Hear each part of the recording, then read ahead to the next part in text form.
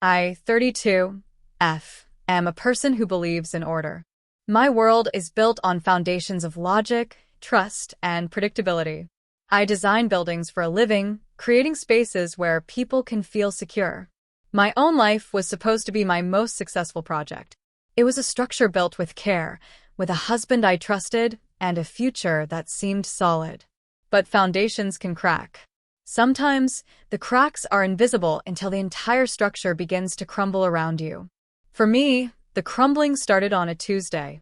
It was an ordinary day, filled with blueprints and client meetings. I was heading home, my mind already on the dinner I was going to make for my husband, Mark. I was halfway home when my hand went to my pocket for my phone and found nothing. I patted down my other pockets, then my purse. My keys were there, but my phone was gone. I remembered leaving it on the charger in our bedroom. It was an annoyance, but not a disaster. I turned the car around. The drive back to the office was only 15 minutes, but I needed my phone. The world feels disconnected without it. I pulled into our driveway and noticed Mark's car was there. That was strange. He was supposed to be at a late meeting across town. He had texted me about it that morning, saying he would not be home until after 8. I looked at the clock on my dashboard. It was just past 5. Maybe his meeting was canceled. That must be it. I walked up to the front door, unlocked it, and stepped inside. The house was quiet. Too quiet. There was a strange stillness in the air, a heavy silence that felt wrong. I called out his name. Mark, are you home? No answer came back. I felt a small shiver of unease. It was probably nothing. He was probably in the shower with the water running, unable to hear me. I started walking down the hallway toward our bedroom. That was where my phone was, after all. As I got closer, I heard a sound. It was faint at first, a low murmur. It was voices. 2 people were talking in our bedroom. One was Mark. His voice was deep and familiar, a sound that had been my comfort for 5 years. But the other voice, a woman's voice, was also familiar. It was a voice I had not heard in a decade. A voice I had prayed I would never have to hear again. It was my sister Isabel. My feet stopped moving. I was frozen in the hallway, my heart pounding in my chest like a trapped bird. It could not be. It was impossible. Mark despised Isabel. He had been my staunchest defender against her, the one who told me I was right to cut her out of my life, the one who held me when I cried over the wreckage she had made of my family. He would never let her in our house. He would never be in our bedroom with her. But the voice was hers. I was certain of it. It had the same lilting tone, the same undercurrent of smug satisfaction that I remembered so clearly. I crept closer, my breath held tight in my lungs. I did not want to hear. I needed to hear. The words became clearer, drifting out from behind the closed bedroom door.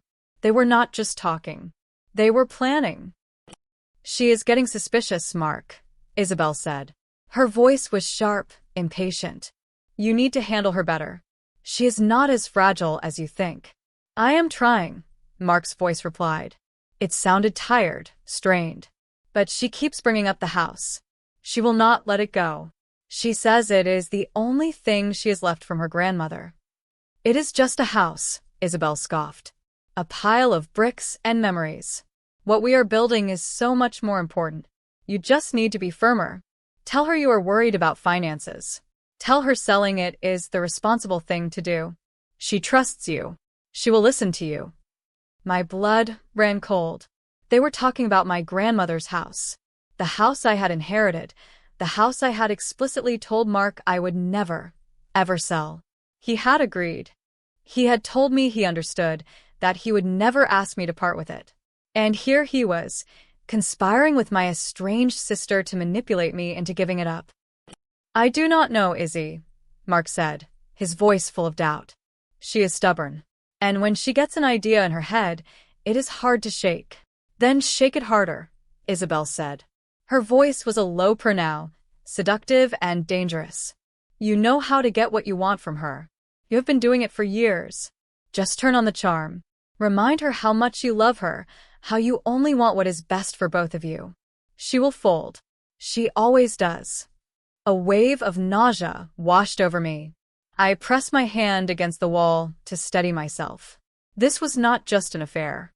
An affair would have been a simple betrayal, a knife to the heart. This was something else entirely. This was a conspiracy. A long, calculated plan to take something precious from me, orchestrated by my husband and the one person on this earth who hated me the most. I backed away from the door, my movements slow and silent. My phone was forgotten. The keys in my hand felt heavy, like they belonged to a stranger's house. I could not breathe. I needed to get out of there. I could not confront them. Not now. Not when my mind was a whirlwind of shock and pain. To confront them now would be to give them the advantage. They would twist it, turn it back on me, make me seem like the crazy one, the unstable one. I had seen Isabel do it before. She was a master of it. I slipped out the front door as quietly as I had entered. I got into my car and drove. I did not know where I was going. I just drove. The world outside my windshield was a blur of colors and lights. Inside, there was only a vast, empty coldness.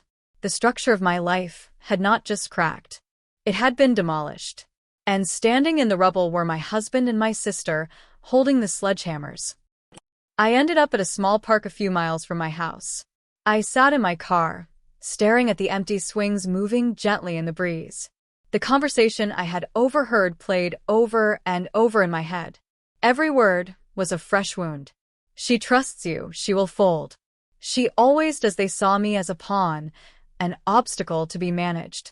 My feelings, my memories, my love for my grandmother, none of it mattered. It was all just something to be manipulated, to be overcome. My husband, the man I had shared my bed with for 5 years, the man I had built a life with, was a stranger. He was a liar. He had looked me in the eyes, held my hand, and promised to protect me, all while secretly working with my worst enemy to undermine me. The betrayal was so complete, so absolute, that it almost did not feel real. It was like watching a movie about someone else's life.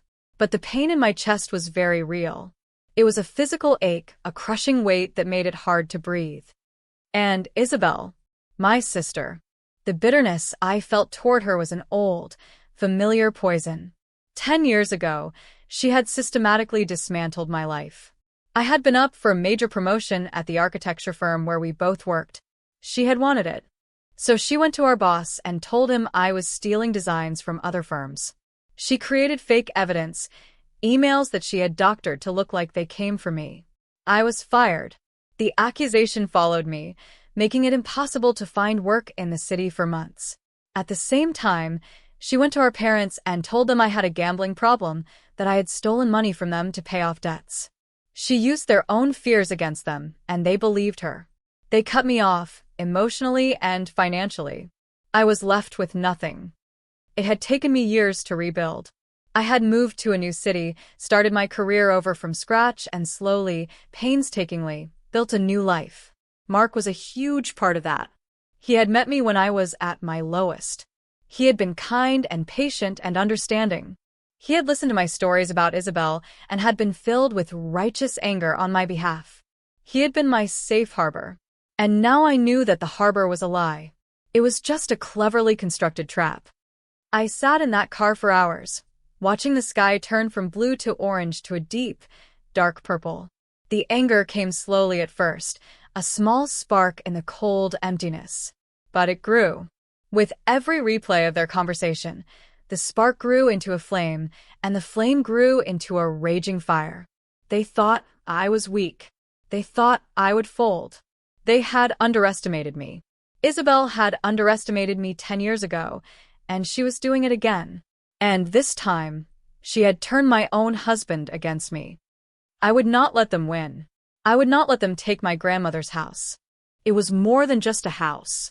It was my last connection to the only family member who had ever truly believed in me.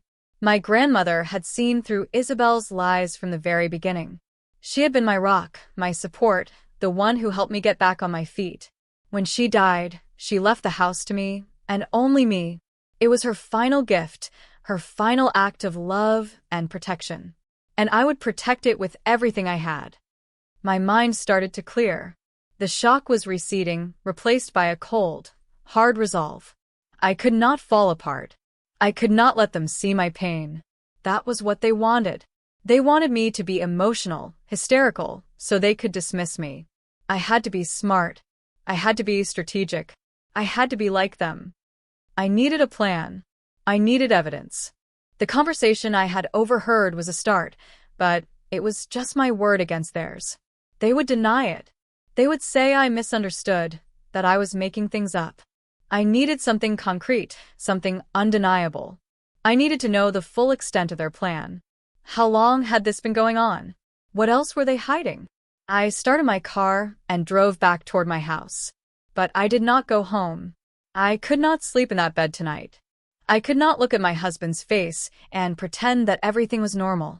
I drove to a hotel on the other side of town and checked in using my personal credit card, the one Mark did not know about.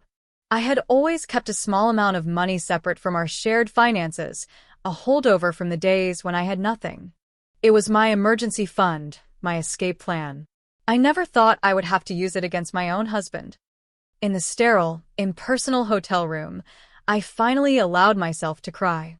The tears were hot and silent, a release of the pressure that had been building inside me all evening. I cried for the life I thought I had, for the man I thought I had married, and for the trust that had been so cruelly shattered. But as I cried, the anger continued to burn. It was a clean, purifying fire. It burned away the grief and left behind a core of pure, unadulterated determination. They had started a war. They just did not know it yet, and I was going to finish it. The next morning, I woke up with a clarity I had not felt in years. The path forward was clear. I needed to gather information without tipping them off. I had to continue playing the part of the loving, trusting wife. The thought made my stomach turn, but I knew it was necessary. I went to a store and bought a new phone and a new SIM card. My old phone was still on the charger in our bedroom, a silent witness to their betrayal. I would leave it there for now.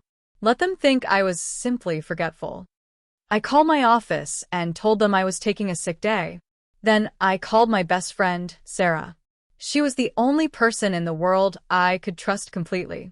We had been friends since college, and she had been there for me through the entire nightmare with Isabel. She knew the whole story.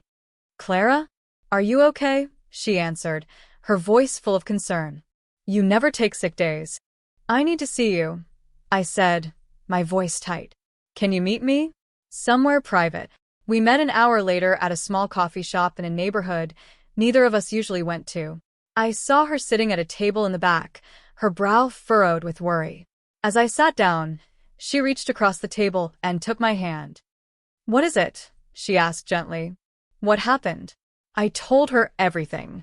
I told her about going home from my phone, about hearing the voices, about the conversation I had overheard. I told her about Mark and Isabel, about their plan to sell my grandmother's house.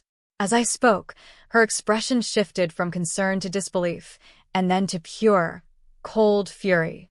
"That monster," she whispered, her grip on my hand tightening.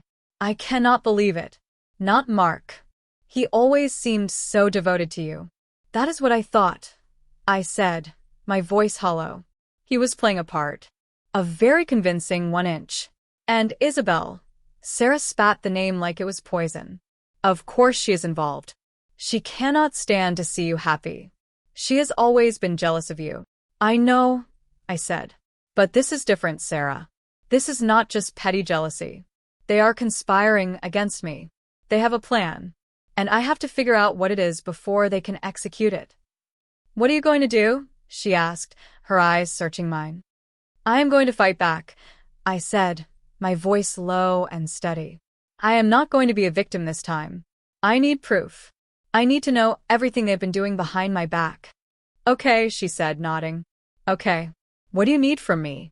"I need you to be my sanity check," I told her. "I need you to help me think clearly. I am too close to this, too emotional. I need someone on the outside." "Of course," she said without hesitation. "Anything you need. We will figure this out together. We will burn them to the ground." Her words were a comfort, a small point of light in the darkness that had enveloped me.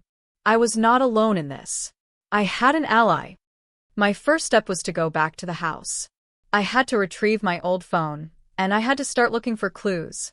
I timed my return for the middle of the day, when I knew Mark would be at work. Walking into my own home felt like breaking and entering. The air was thick with deceit. I went straight to the bedroom. My phone was still on the nightstand, exactly where I had left it. I picked it up and looked around the room.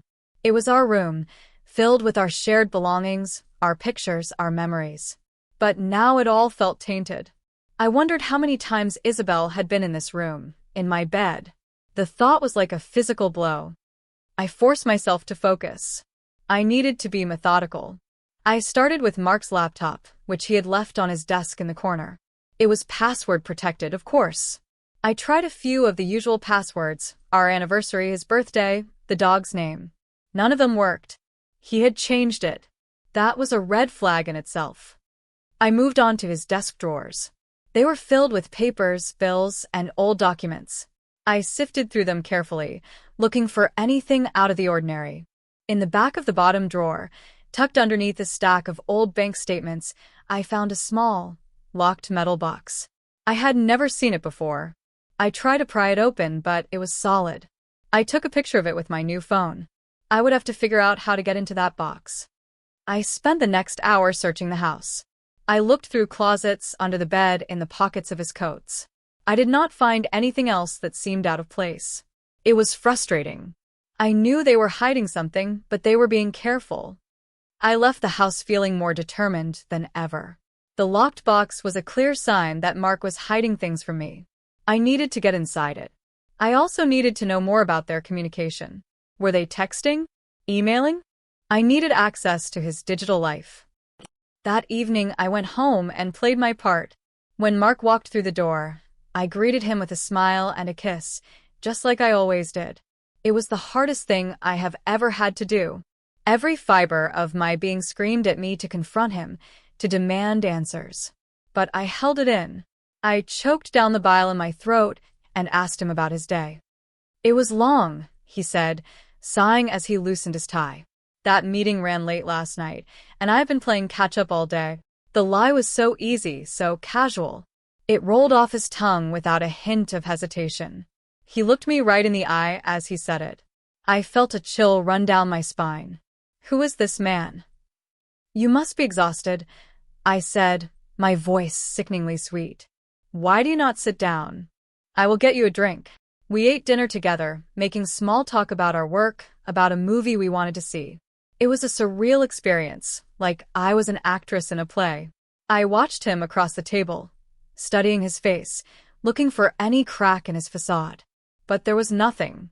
He was calm, charming, and attentive. He was the perfect husband. Later that night, as we lay in bed, he turned to me and put his arm around my waist. I was thinking about what you said, he murmured into my hair. About your grandmother's house. My body went rigid. I forced myself to relax, to not give anything away. Oh, I said, trying to sound casual. I know how much it means to you, he continued, his voice soft and persuasive. But I was looking at our finances today, and things are a little tighter than I realized. The market is unpredictable.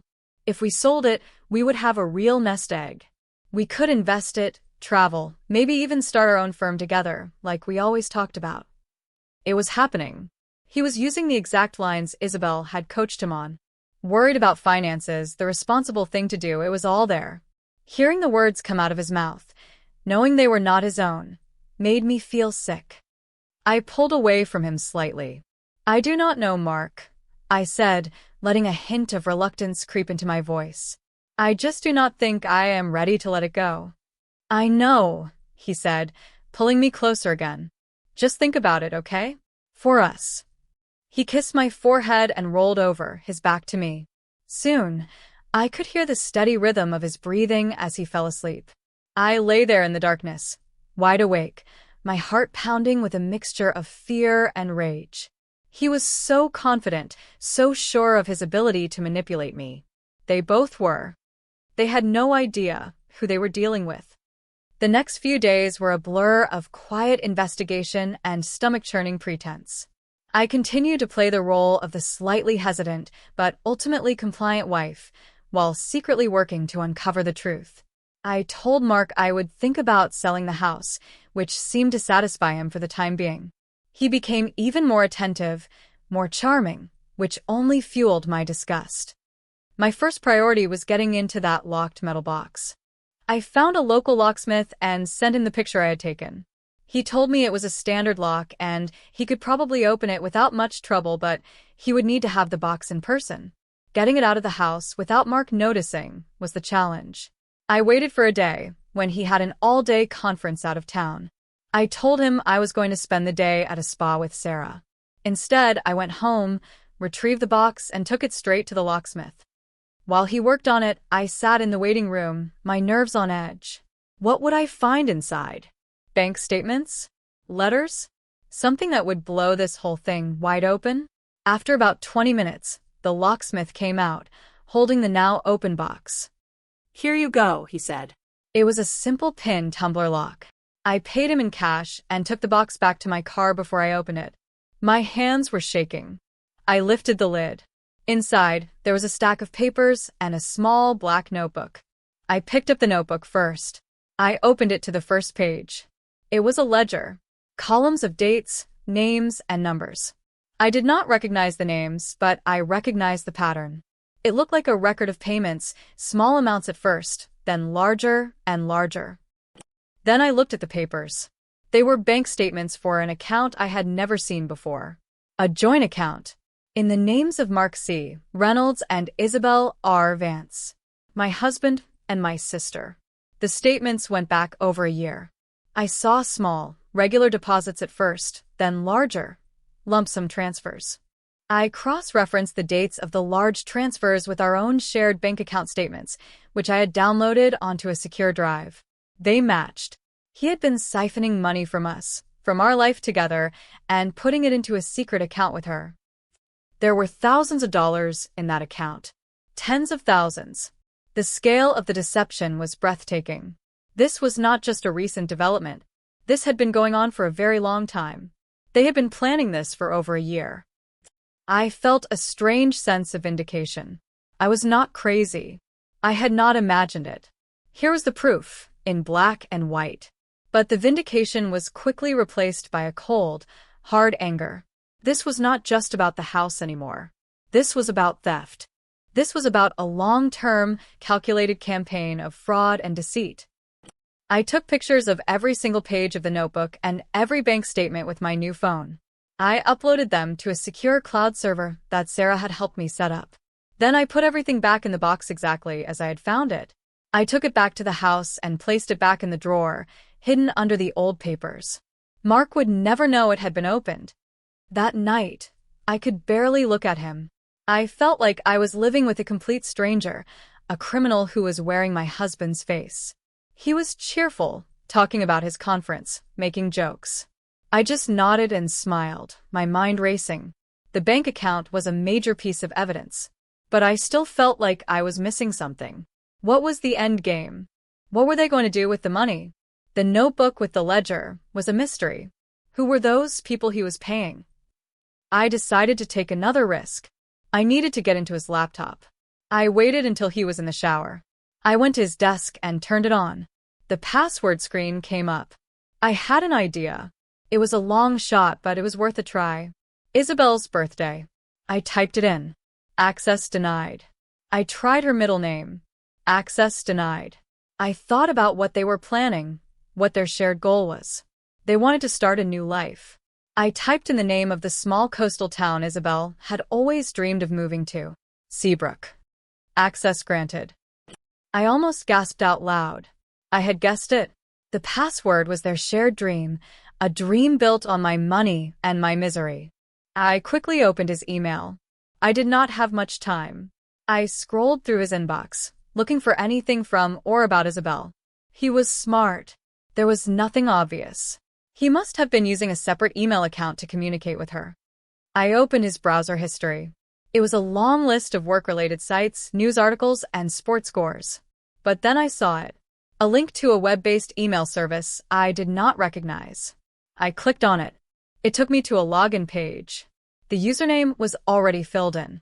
Futureman1. It was so arrogant, so typical of Mark. I did not know the password. I clicked the forgot password link. The recovery question was, what is your mother's maiden name? I knew that. I typed in Donovan. A new password was sent to his primary email account, the one I was already logged into. My heart was hammering against my ribs. I felt like a spy in my own home. I retrieved the temporary password, logged into the secret email account, and my world fell apart all over again. There were hundreds of emails between Futureman1 and SunGoddess22. Isabel. The emails went back nearly 2 years. I scrolled through them, my eyes scanning the subject lines. The house. The plan. Her instability. It was all there. A complete record of their conspiracy. They had started their affair almost 2 years ago. It had begun with flirtatious messages, then secret meetings, but had quickly evolved into something much darker. Isabel had planted the seed of the idea in Mark's head. She had preyed on his insecurities, his feeling that he was not as successful as he wanted to be. She had convinced him that I was holding him back, that my attachment to my family and my past was a weight around his neck. She had been the one to suggest they go after my grandmother's house.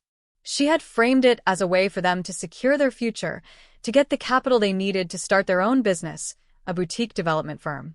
They had detailed plans, business models, and projections. It was all there in a series of attached documents. But the most chilling part was their discussions about me. They talked about me like I was a problem to be solved. They analyzed my moods, my vulnerabilities, my weaknesses. Isabel coached Mark on how to manipulate my emotions, how to make me feel guilty, how to wear down my resistance. They had a whole strategy for managing Clara. We need to start laying the groundwork for her breakdown. One of Isabel's emails read, start small. Question her memory. Hint to her friends that she seems stressed, forgetful. By the time we are ready to make our move on the house, everyone will be expecting her to have an emotional outburst. It will make the divorce so much cleaner. We will look like the victims.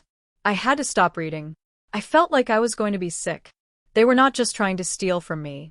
They were trying to destroy my sanity, my reputation. They were trying to gaslight me into a mental breakdown so they could take everything and walk away looking like saints. This was Isabel's playbook, the same one she had used on me 10 years ago, but this time it was more vicious, more personal. I heard the water in the shower turn off. Mark would be out any minute. I had to move fast. I forwarded a dozen of the most damning emails to a new, anonymous email address I had created. Then I went into the sent folder and deleted the forwarded messages. I logged out of both email accounts and cleared the browser history. I shut down the laptop. I was back in my spot on the bed just as he walked out of the bathroom, a towel around his waist. Everything okay? He asked, looking at me. You look a little pale. Just a headache, I said, my voice barely a whisper. I had to get my emotions under control. I could not let him see. Poor baby, he said, coming over to kiss my forehead. You've been under a lot of stress lately. Maybe we should take that trip we were talking about. Get away from it all. The casual cruelty of his words was staggering. He was actively trying to make me believe I was unwell, right after I had read the proof that it was all a calculated plot. I forced a weak smile. Maybe, I said. I think I just need to sleep. I did not sleep that night. I lay next to him, pretending to be asleep, my mind racing. The emails were the smoking gun. I had them. I had their entire plan in their own words. The fraud, the gaslighting, the theft. It was all there. The next day, I contacted a lawyer. Not just any lawyer, but the best, most ruthless divorce attorney in the city. Her name was Ms. Davies, and she had a reputation for taking no prisoners. I made an appointment for the following afternoon. I also decided it was time to talk to my brother, Leo.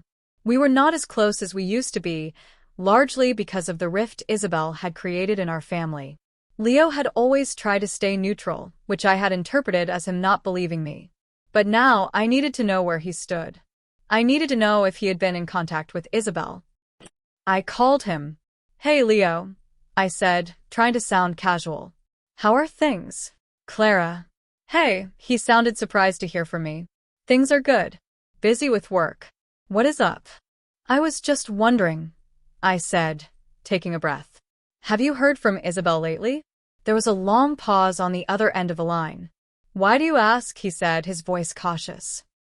No reason, I said lightly. Just curious. It has been a long time. Yeah, it has, he said. Actually, she called me a few weeks ago. Out of the blue. My grip on the phone tightened. Oh, what did she want? She was just asking about you mostly, he said. How you were doing, if you were happy with Mark. It was weird. She sounded concerned. Concerned. Of course. She was laying the groundwork, planting seeds of doubt with my own brother. What did you tell her? I asked. I told her you seemed fine to me, he said. I do not know, Clara. The whole conversation fell off. She was asking a lot of questions about Grandma's house, too. If you were planning on selling it. And what did you say? I told her I did not think so, that you loved that place, he said. Why? Is something going on? I made a split-second decision. I needed an ally in my family. I could not do this completely alone. Leo, can we meet? I asked. There is something I need to tell you. Something serious.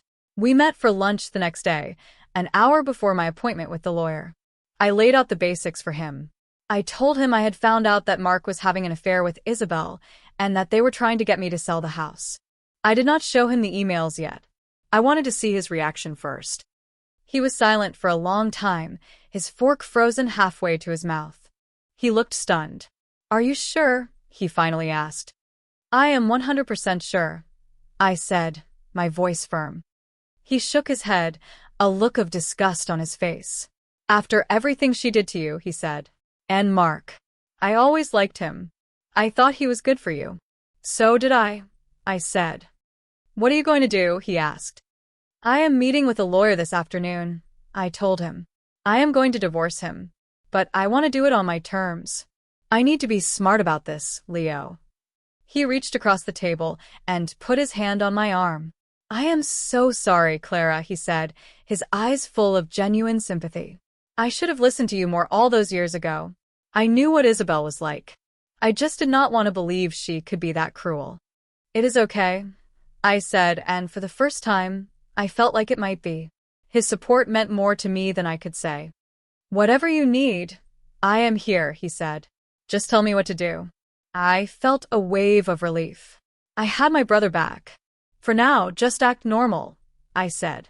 If she calls you again, do not let on that you know anything. Just be my eyes and ears. Done, he said, his expression grim. She is not going to get away with this. Not again. My meeting with Ms. Davies was like a strategy session for a military campaign. She was a tall, imposing woman with sharp eyes that seemed to see right through me. I sat in her plush office and told her the entire story, from the beginning. I showed her the pictures of the secret bank account statements, the ledger, and I let her read the emails I had forwarded. She read everything in silence, her expression unreadable. When she was finished, she looked up at me, a small, cold smile on her face. Well, Ms. Vance, she said, your husband and your sister are not just immoral.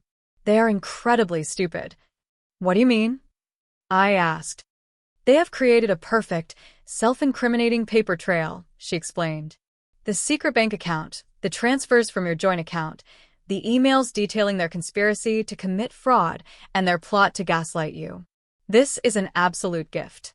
We can destroy them with this. What about the ledger? I asked. The notebook in the box. I do not know what it is. She looked at the pictures of the ledger again. This looks like a record of kickbacks or bribes, she said. You said your husband is in property development. Yes, I said. He is a project manager for a large firm. I would bet my license that he has been taking money from contractors or suppliers and hiding it, she said. And this is his private record of it. This is even better. We have him on marital infidelity, conspiracy to commit fraud, and now, potentially, embezzlement from his own company.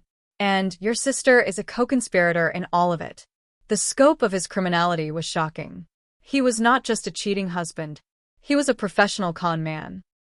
So, what is our plan? I asked, feeling a surge of power. For the first time, I was not the victim. I was the one holding all the cards. Our plan, Ms. Davies said, leaning forward, is to let them continue to think they are in control. We will gather a little more information. We need to find out exactly what this ledger pertains to. We need to solidify the evidence of his corporate malfeasance.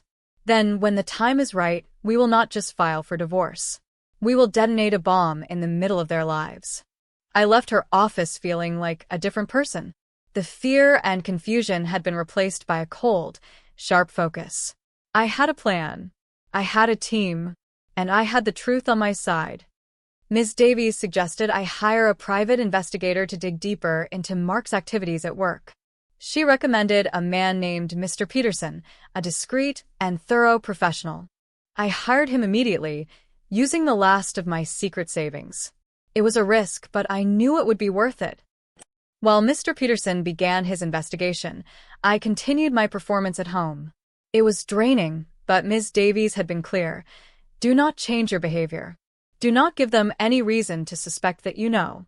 Let them walk deeper into the trap. So, I talked about the house with Mark. I let him think he was winning me over. I would raise small objections, and he would counter them with the smooth, practiced arguments that Isabel had fed him. But my grandmother's garden, I would say with a sigh.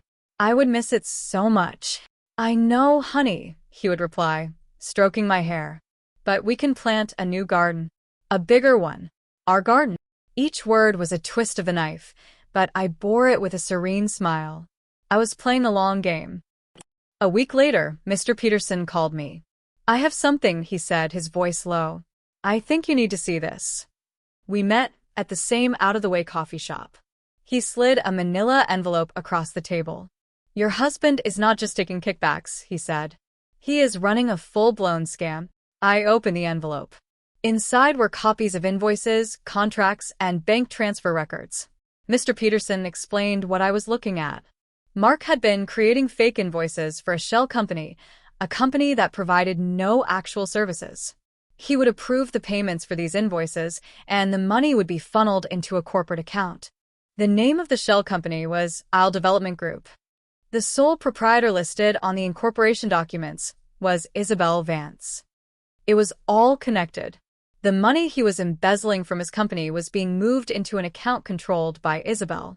That was the source of some of the larger deposits into their secret joint account. They were not just planning to use my inheritance to fund their new life.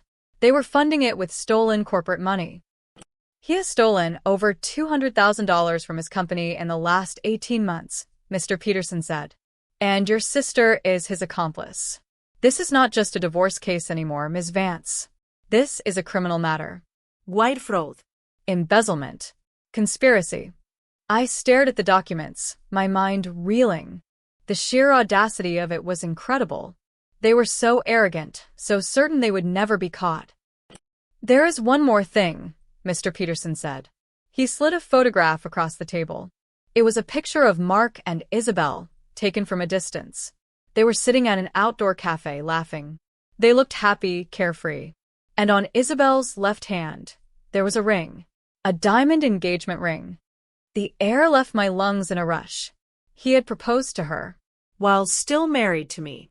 While sleeping in my bed and telling me he loved me. He had used the money he stole from me and his company to buy an engagement ring for my sister. That was the moment the last of my grief died. There was no more sadness, no more pain. There was only ice. A cold, hard certainty of what I had to do. I took all the new evidence to Ms. Davies. She looked at the photograph of the engagement ring and a slow, predatory smile spread across her face. Oh, this is perfect, she said. This is the emotional core of the story. The jury, if it ever gets that far, would eat this up.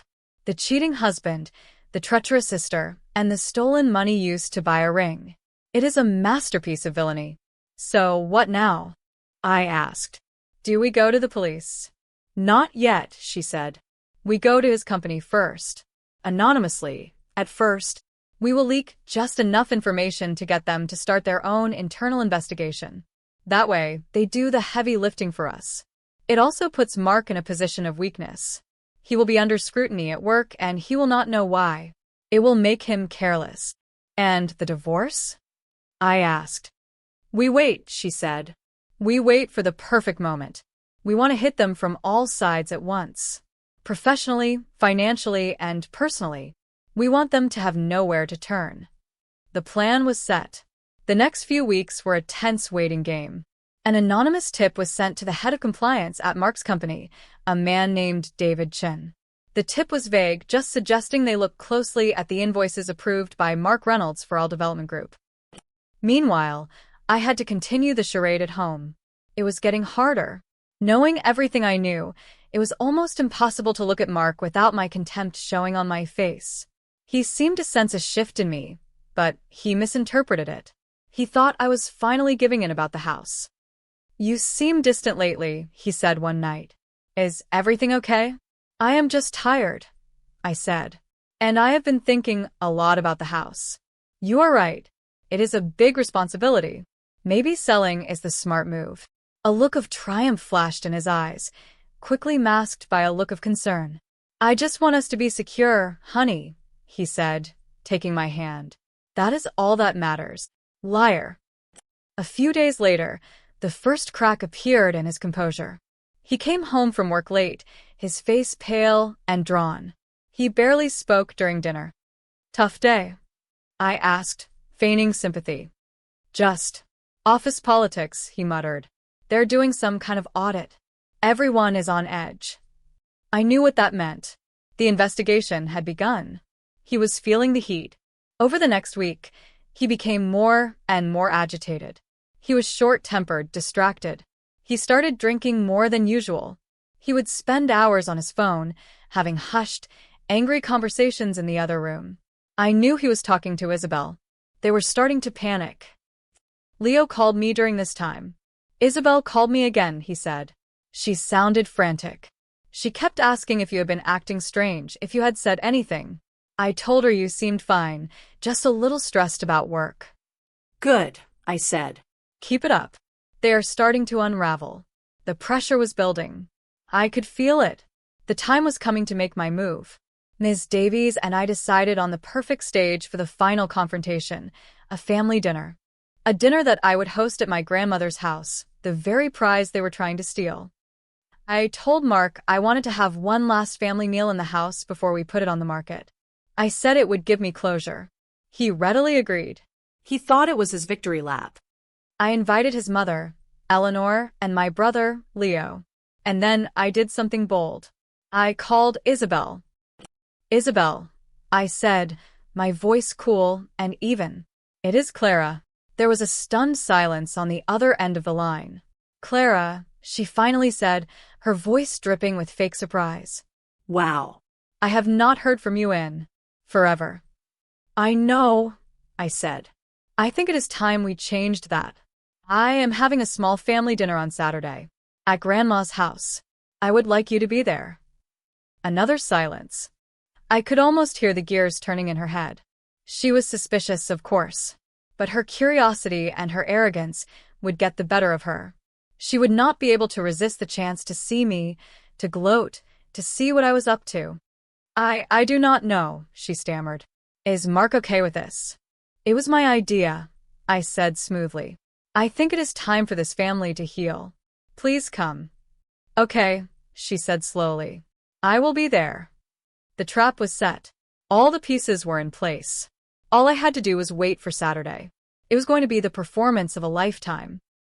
The day of the dinner arrived. I spent the afternoon at my grandmother's house preparing. I did not cook an elaborate meal. I just made a simple roast chicken, the way my grandmother used to. The house was quiet, filled with memories. I walked through the rooms, touching the familiar furniture, looking at the old photographs. This house was a part of me. It was my history, my sanctuary, and they had tried to take it. The thought settled in my stomach like a cold, hard stone. Leo arrived first. He hugged me tightly. Are you ready for this? He whispered. I am, I said, my voice steady. Are you? I am here for you, he said. All the way. Mark and his mother, Eleanor, arrived next. Eleanor was a woman who prided herself on her perfect family. She adored Mark and could see no wrong in him. She had always been polite to me, but there was a coolness there, a sense that I was not quite good for her son. Mark was all smiles, playing the part of the gracious host. He kissed me, his lips cold against my cheek. The house looks great, honey, he said, looking around. It is going to show really well. I just smiled. Then the doorbell rang. I opened it to find Isabel standing on the porch. She was dressed to impress, in a stylish dress and high heels. On her hand, the engagement ring glittered under the porch light. She gave me a hesitant, fake smile. Clara, she said. Thank you for inviting me. I am glad you could make it, I said, my voice devoid of emotion. I stepped aside to let her in. The moment she walked into the living room, the atmosphere changed. Mark's smile faltered. He looked at me, a question in his eyes. I just gave him a serene look. Eleanor stared at Isabel, her expression a mixture of confusion and disapproval. Leo stood by the fireplace, his arms crossed, his face a grim mask. The tension was so thick you could cut it with a knife. We made awkward small talk for a few minutes. I offered everyone a drink. Then I suggested we sit down for dinner. We gathered around the old oak dining table, the same table where my grandmother had hosted 100 family meals. The silence was deafening. Finally, I decided it was time to begin. I raised my glass. I would like to make a toast, I said, my voice clear and strong. Everyone looked at me. To family, to loyalty, and to the truth. Because sooner or later, the truth always comes out. I took a sip of my wine and looked directly at Mark. His face was a mask of confusion. Isabel shifted uncomfortably in her chair. Clara, what is this about? Mark asked, forcing a laugh. You are being very dramatic. Am I? I said. I reached into my purse and took out my new phone. I had loaded a single audio file onto it. The recording I had made that day, standing in the hallway, when my world had fallen apart. I think you too know what this is about. I pressed play. The sound of their own voices filled the silent room. Isabel's sharp, impatient tones. Mark's tired replies. Their words, their conspiracy, echoing around the dining table. She is getting suspicious, Mark. You need to handle her better. Tell her you are worried about finances. Tell her selling it is the responsible thing to do. She trusts you. She will fold. She always does. I stopped the recording. The silence that followed was absolute. Mark's face was ashen. He looked like he had been struck by lightning. Isabel was staring at me, her mouth slightly open, her eyes wide with shock and fury. Eleanor was looking back and forth between her son and Isabel, her face a canvas of disbelief. What is this? Eleanor finally whispered, her voice trembling. Mark, what is she talking about? Mark found his voice. It is nothing, he said, his voice shaking. She is taking things out of context. We were just talking. It is a misunderstanding. A misunderstanding? I said, my voice dangerously calm. I stood up and walked over to the sideboard. I had placed a file folder there earlier. I opened it and took out a stack of papers. The bank statements. Is this a misunderstanding, Mark? A joint account with my sister? An account you have been funneling our money into for over a year? I threw the papers onto the table in front of him.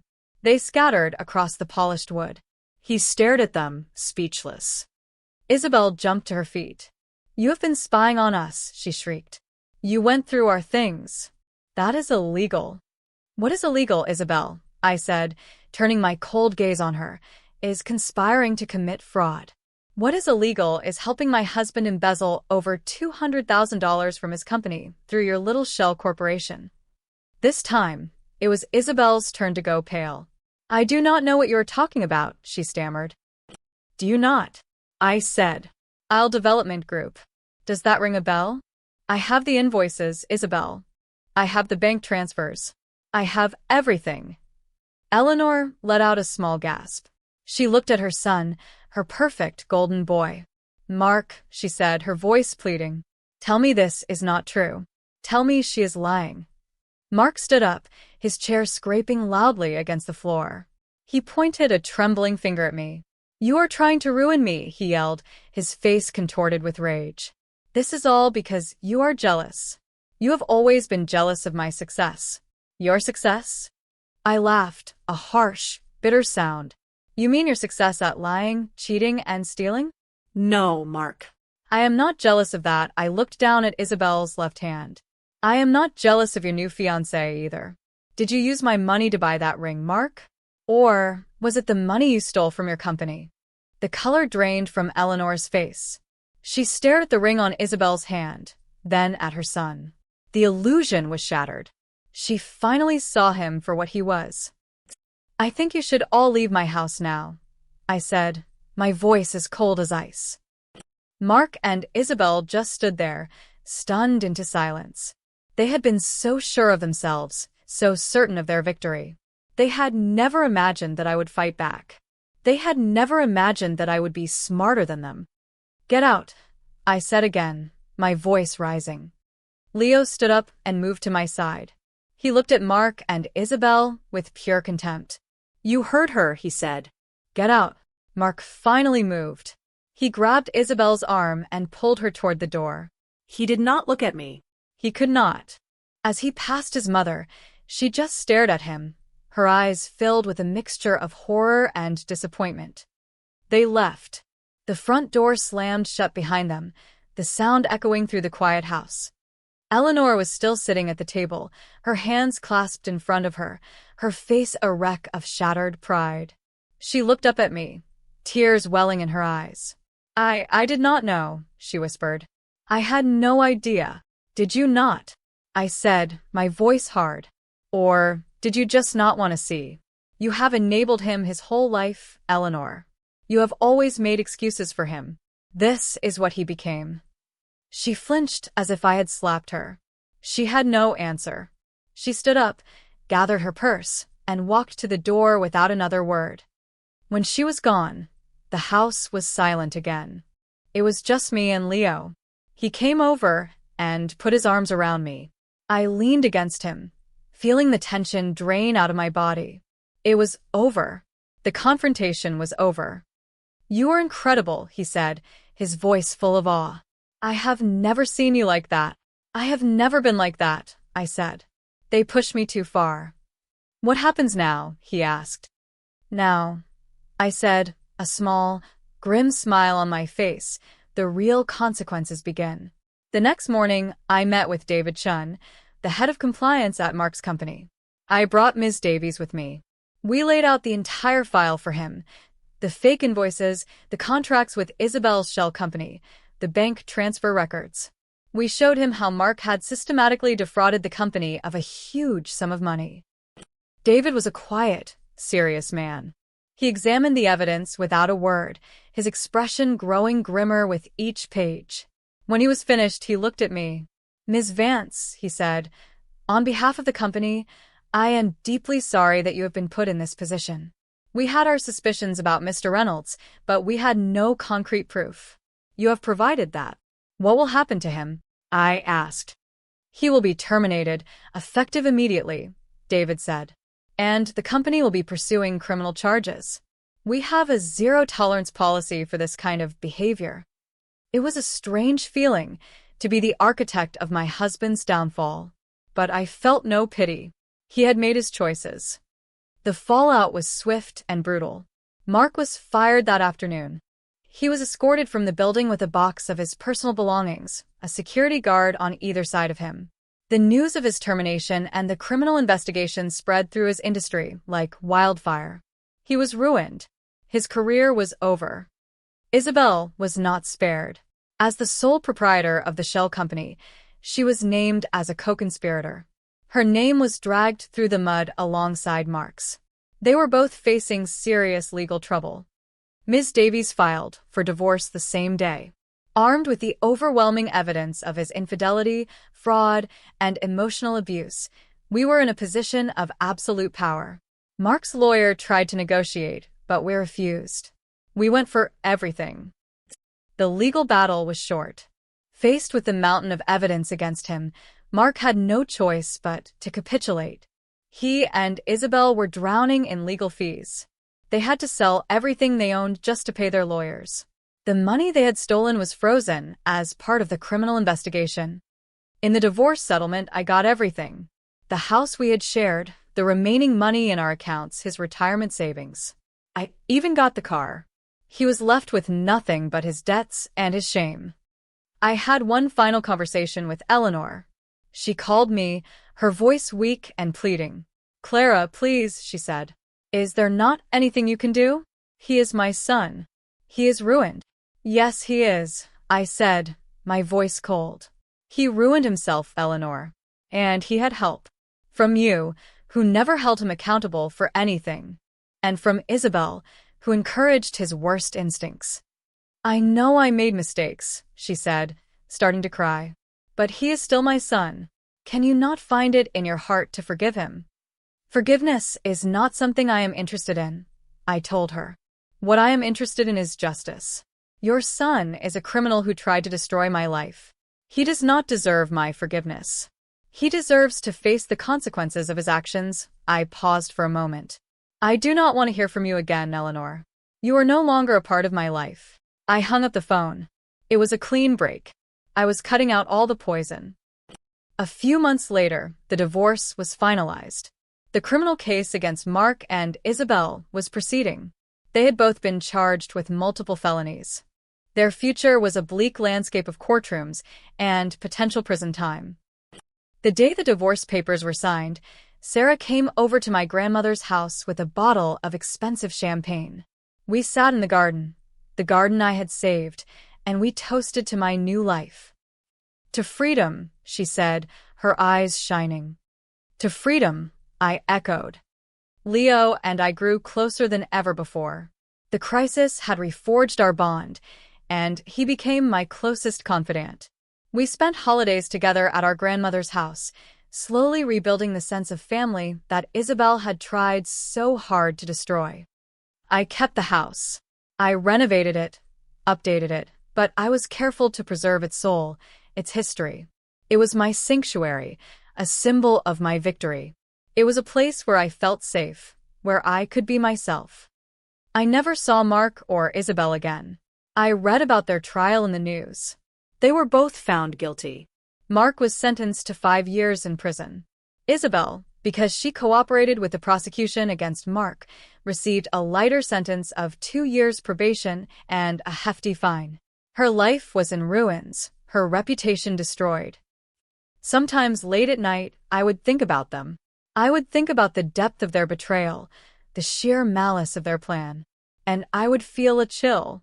But it was not a chill of fear anymore. It was a chill of resolve. They had thought I was weak, a fragile thing that would break under pressure. They had been wrong. I was not a pane of glass. I was steel. They had put me in the fire, and I had come out stronger, harder, and sharper than ever before. I had lost a husband, but I had gained myself. I had learned to trust my own instincts, to fight for what was mine, to set boundaries of iron. I was no longer the woman who would fold. I was the woman who would stand her ground, no matter the cost. My life was quiet now and orderly. I had my work, which I loved. I had my friends and my brother. I had my house, my sanctuary. The structure of my life had been rebuilt on a new foundation. A foundation that I had laid myself, stone by stone. It was a foundation of strength, resilience, and self-reliance.